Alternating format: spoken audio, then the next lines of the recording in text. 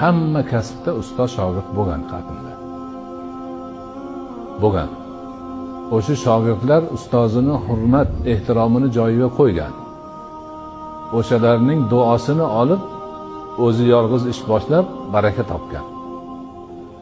Hozir birovga shogird tushib, 2-3 marta, 2-3 oyda u narsani o'rganib olsa, 4-oyga men ketamanga tushib qoladi. Ha? Men ishlayapman, ustoz menga o'zidan oz pul beryapti.